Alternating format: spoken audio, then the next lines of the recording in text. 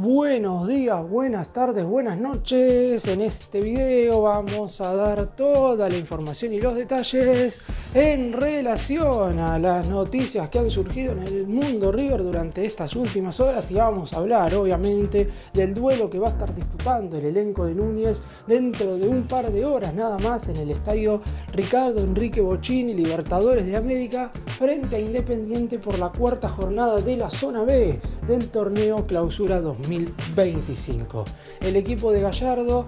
estaría ya definido para lo que va a ser este importante cotejo, que será el último antes de que el más grande dispute el primero de los compromisos contra Libertad por los octavos de final de la Conmebol Libertadores. Estaremos hablando de la probable formación y después nos meteremos en algunos temas relacionados con lo que va a ser este importante duelo, pero también con todo lo que tiene que ver con el mundo River en general. La transferencia que se terminaría de cerrar en los primeros días de la semana que viene, el juvenil que no tiene contrato con la institución de Núñez y que todo el mundo River a través, sobre todo de las redes sociales, están exigiendo que la dirigencia le haga firmar a este chico su primer vínculo profesional. El presidente Jorge Brito habló de la posibilidad de techar el Estadio Monumental y otros temas que estaremos haciendo mención en este video antes de lo que será el partido frente a Independiente. ¡Empecemos! Y vamos a comenzar hablando del probable 11 que estaría parando el entrenador, Marcelo Gallardo, al no haber tenido ningún lesionado nuevo en relación al duelo que River disputó el fin de semana pasado contra San Martín de Tucumán por los 16avos de final de la Copa Argentina. Me parece que estará repitiendo exactamente el mismo 11. Obviamente que siempre el muñeco deja al margen alguna incógnita, pero sabiendo que el duelo ante Libertad, en lo que será la reanudación de la Conmebol Libertadores, será el jueves, es decir, hay 5 días de diferencia entre este clásico y el duelo ante el elenco paraguayo, la realidad es que no hay ningún tipo de necesidad de guardar a ningún jugador. Si algún futbolista quisiera descansar por alguna cuestión física,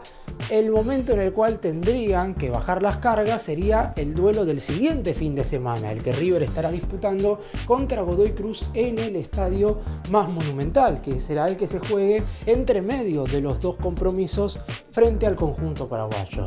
Por lo pronto, de no mediar inconvenientes, el 11 que estaría saliendo a la cancha para enfrentar a Independiente sería exactamente el mismo que arrancó el duelo frente a San Martín de Tucumán. Es decir, con Franco Armani en el arco, la línea de 4 defensores conformada por Gonzalo Montiel en el lateral derecho, pareja de centrales Germán Pesela junto con Paulo Díaz y Marcos Acuña moviéndose en el lateral izquierdo. Mitad de la cancha, Enzo Pérez como eje, como volante defensivo, el capitán del equipo. A sus costados, Kevin Castaño y Matías Galarza Fonda. Y más adelantados jugarían por el lado derecho Santiago Lencina, por el costado izquierdo Facundo Colidio y en la referencia de área Miguel Ángel Borja. Obviamente, como ya he mencionado durante toda la semana, no va a estar disponible Sebastián Driussi, que lamentablemente no llegó a recuperarse de la lesión ligamentaria en uno de sus tobillos. Intentó durante la semana, pero al principio de la misma ya se sabía que lo mejor era que estuviera bajando las cargas al menos por 10 días más, si es que River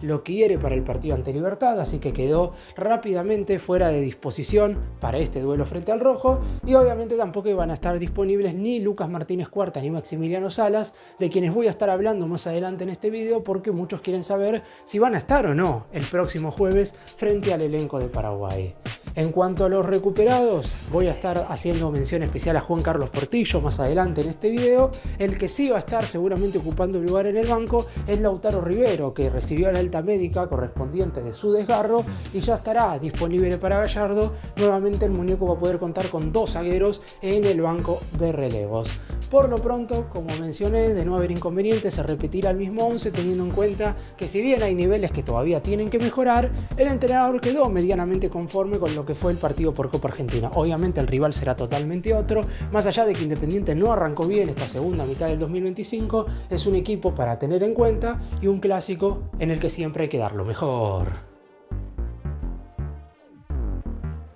Y el jugador que en principio podría llegar a meterse por la ventana para ser titular es nada más y nada menos que Juan Fernando Quintero. Me parece que es el único futbolista que podría hacer dudar a Muñeco por el hecho, primero, de que su nivel ingresando en los 2 partidos ya en los que estuvo vistiendo el manto sagrado, es decir, el de la fecha anterior ante San Lorenzo en lo Monumental y en el compromiso por Copa Argentina frente a San Martín de Tucumán, dejó muy buenas sensaciones. Después es cierto que el futbolista por el cual tendría que ingresar Quintero es Santiago Lencina por una cuestión de posición dentro del campo de juego. Juanfer se mueve básicamente del lado derecho hacia el medio, aprovechando su pierna hábil, y la realidad es que Lencina ha tenido buenos rendimientos, por lo que no habría un motivo hoy por hoy para sacarlo. Por eso mismo me parece que de cara a este partido frente a Independiente va a seguir jugando el juvenil de 19 años. Aún así, el rendimiento de Juanfer obviamente que va a marcar un antes y un después en lo que respecta a la manera que tiene de funcionar el equipo de Gallardo, porque Quintero le da otro estilo de juego, es un jugador que claramente te marca una manera de moverse dentro del terreno, y por eso mismo el ingreso de Juanfer podría modificar lo que ha hecho River hasta el momento. Siempre esperemos que sea para mejor, teniendo en cuenta que el nivel del cafetero ha sido más que positivo. Uno cree que todo buen rendimiento que pueda provocar el futbolista siempre va a ser beneficioso para el elenco de Núñez. Aún así, si Juanfer no llega a jugar de titular contra Independiente, que creo yo por lo menos por ahora es lo más probable, el Muñeco sí lo va a tener en cuenta dependiendo de cómo se dé su ingreso en la segunda parte, que eso va a suceder seguro, y también de los entrenamientos que vayan a ocurrir durante la semana, de si va o no a ser titular en Paraguay frente a Libertad, porque no puedo asegurar que el mismo equipo que juegue frente a Independiente va a ser el mismo que arranque el duelo frente al conjunto paraguayo. Después es cierto que para irnos ya más adelante en el tiempo, contra Godoy Cruz, como va a haber pocos días de descanso, es probable que juegue un 11 prácticamente alternativo, pero acá hay 2 partidos en los cuales hay que tener en cuenta que el Muñeco va a poner lo mejor que tenga a disposición. Y si bien es cierto que uno no puede decir que Juanfer no es parte de lo mejor, la realidad es que el equipo ha funcionado bastante bien, según la mirada del entrenador, en los primeros 4 encuentros que disputó de manera oficial en esta segunda mitad del año. Así que veremos en la previa si Juanfer tiene la posibilidad de meterse en el 11 titular, o si al igual que en los anteriores 2 partidos deberá esperar su oportunidad ingresando en el segundo tiempo desde el banco de suplentes. Y vamos ahora a hacer referencia a la situación de Juan Carlos Portillo, que durante la semana, el miércoles más precisamente, recibió el alta médica correspondiente luego de atravesar una tendinitis. Recordemos que llegó con esa lesión proveniente de Talleres de Córdoba. Sin embargo, desde el lado del cuerpo médico del más grande, le informaron al Muñeco que lo mejor es que, más allá de haber recibido la alta médica, no esté disponible frente a Independiente y que realice una mini puesta a punto física que dure entre 7 y 10 días para que pueda ya estar al 100%. Teniendo en cuenta esto, Portillo no ha formado parte de la lista de concentrados para viajar a Avellaneda a enfrentar el Rojo, y no creo que haya muchas posibilidades de que esté presente contra Libertad el próximo jueves. Hay que tener en cuenta que el mediocampista, digo mediocampista porque más allá de que haya jugado su último año en Talleres prácticamente siempre como defensor central, en el club de Núñez lo van a tener en cuenta en la mitad de la cancha. De hecho, Gallardo lo analiza como variante total de Enzo Pérez, teniendo en cuenta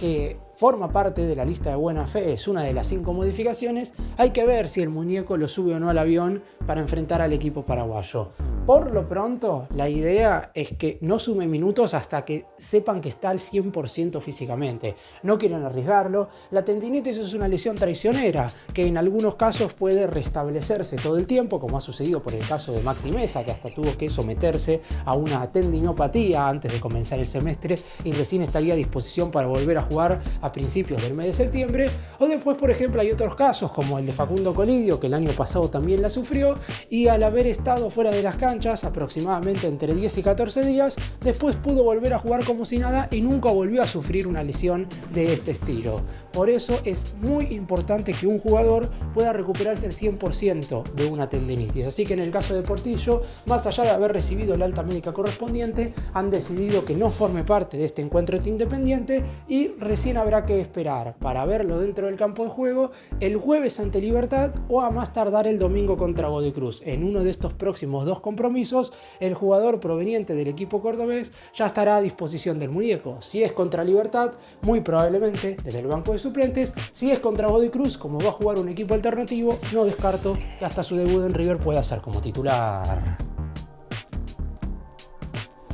¿Y cómo se encuentran de sus respectivas lesiones tanto Maxi Salas como Lucas Martínez Cuarta? Importante hablar de los dos jugadores porque recordemos que sufrieron exactamente la misma lesión, pero con un par de días de diferencia entre uno y el otro. Salas se lesionó el domingo 27 de julio a los 15 minutos del partido en el cual River enfrentó a San Lorenzo en el Estadio Monumental. Recién van 13 días desde el momento en el cual se lesionó, mientras que Martínez Cuarta sufrió la misma lesión 3 días después en una práctica, en un entrenamiento que realizó el más grande en el River Camp de Ezeiza. Es decir, lleva aproximadamente 10 días desde que sufrió esta dolencia. Estamos hablando de una lesión ligamentaria, una distensión en una de sus rodillas, no una rotura de ligamento, sino estaríamos hablando de algo muchísimo más grave. El tiempo aproximado para la recuperación de esta clase de lesiones es de 3 semanas, es decir, 21 días. Si nos guiamos por esto, Maxi Salas y Martínez Cuarta no deberían estar en el partido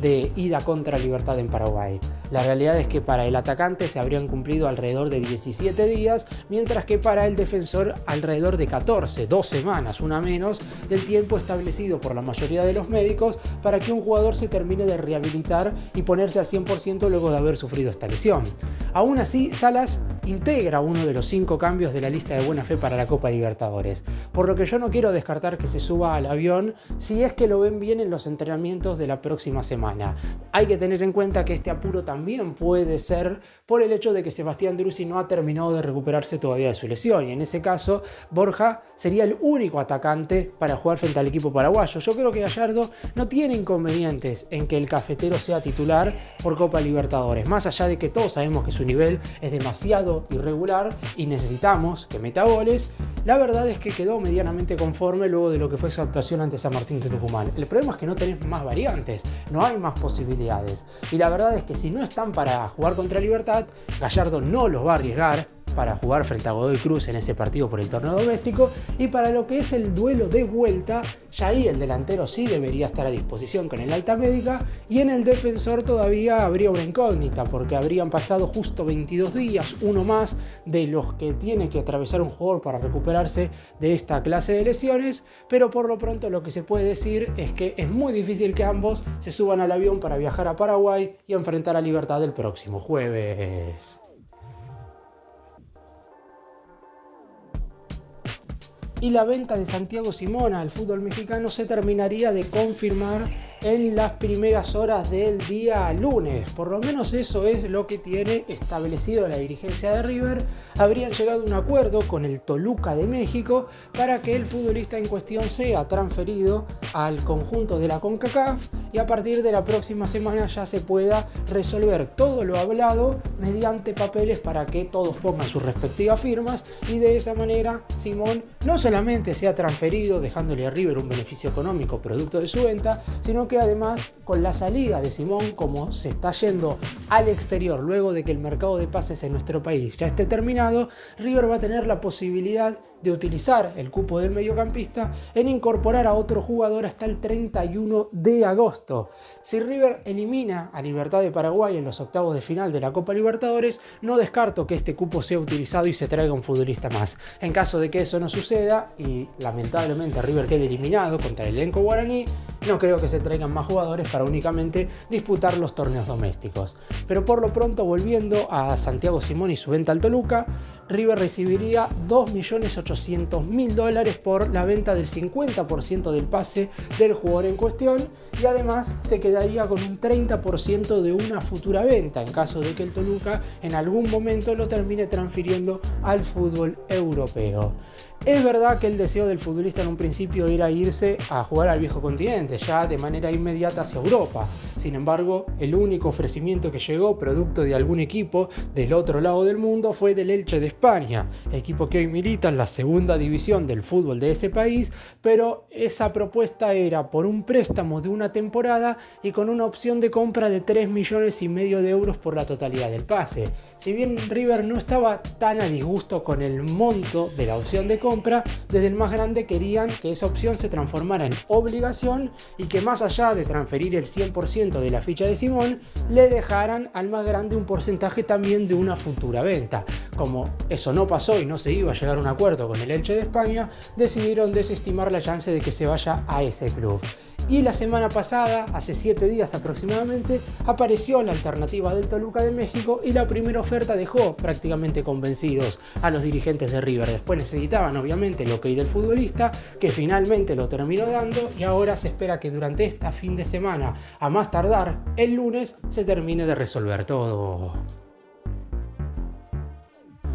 Y uno de los puntos que ha generado conflicto en las redes sociales por parte de los hinchas de River durante esta semana es que todavía una de las grandes joyas de la reserva, estamos hablando de Cristian Jaime, mediocampista ofensivo, segunda punta, que hoy juega en el conjunto de la tercera división dirigido por Marcelo Escudero, no tiene contrato profesional y todavía no parece haber una charla tan avanzada con su representante como para que el jugador firme su primer vínculo. Por lo pronto es cierto que en el corto plazo no puede irse libre ni mucho menos, porque la AFA pide que un jugador se vaya con el pase en su poder en caso de no haber firmado contrato recién cuando cumple 21 años. Sería a partir de noviembre del año que viene cuando pueda suceder esta eventualidad con este jugador en cuestión, y me parece que para ese entonces ya debe haber una situación totalmente resuelta en relación a este chico. Es el futbolista que tiene mejor porcentaje de gambetas ganadas en la Copa Proyección, estoy hablando del torneo de reserva,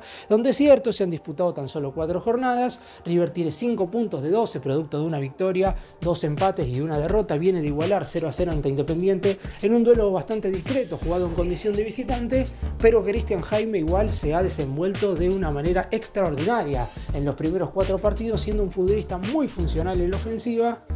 y que en general es hoy por hoy el mejor jugador del plantel de River de esa categoría, con Bautista Dadín entrenándose con la sub-20, con Santiago Lencina ya formando parte del plantel de primera. Han quedado algunos nombres interesantes en la reserva, pero el de Cristian Jaime es el que sobresale por sobre todos los demás. Si bien es cierto que River suele tener a los mejores jugadores de la categoría, estamos hablando de un chico que con 19 años uno esperaría no solo que ya tenga contrato profesional, sino que se le ponga las habituales cláusulas de rescisión que hoy por hoy se le están poniendo a cada uno de los jugadores que ya sea renuevan contrato o que firman sus primeros vínculos, números que van alrededor de los 100 millones de euros. Esto todavía no ha pasado y se espera igual que en el corto plazo pueda suceder, más allá que, según la información que aparece desde el seno interno del elenco de Núñez y desde el representante del futbolista, todavía no hay algo totalmente avanzado. Aún así, se esperan y todos aguardan la noticia para que antes de fin de año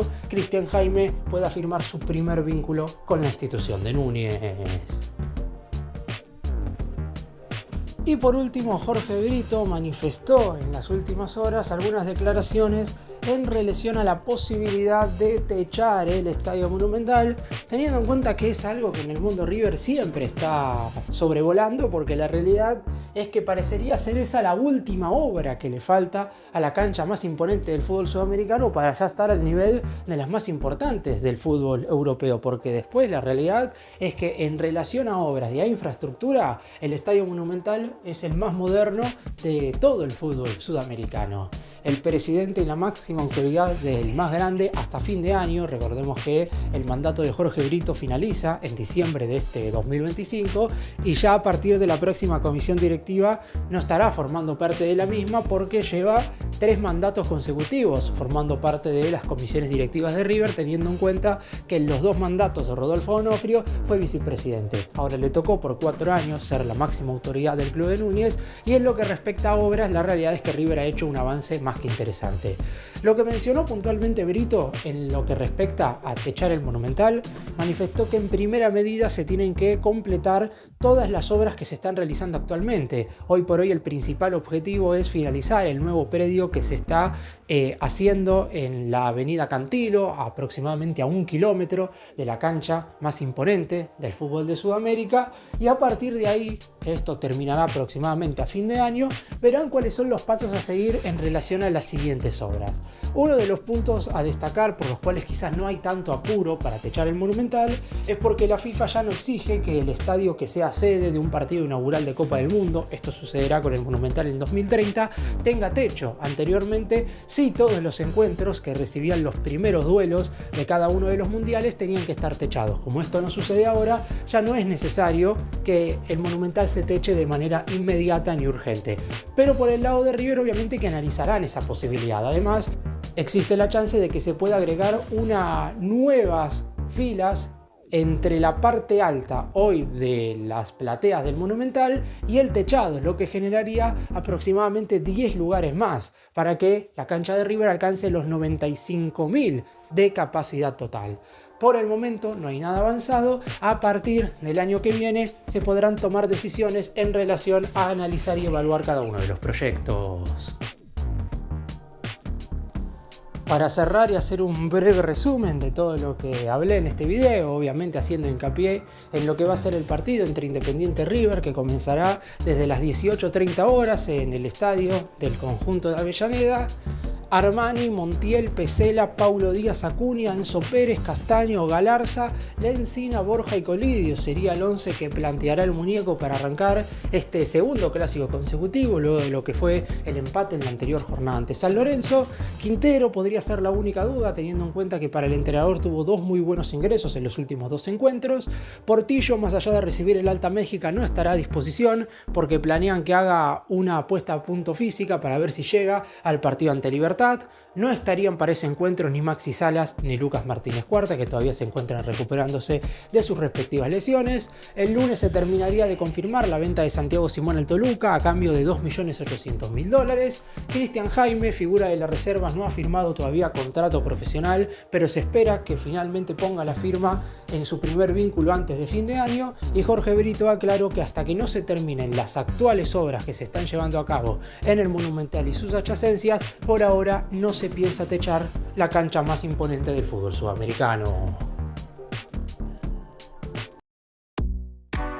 Gracias por mirarnos, suscríbanse, nos vemos en el próximo video.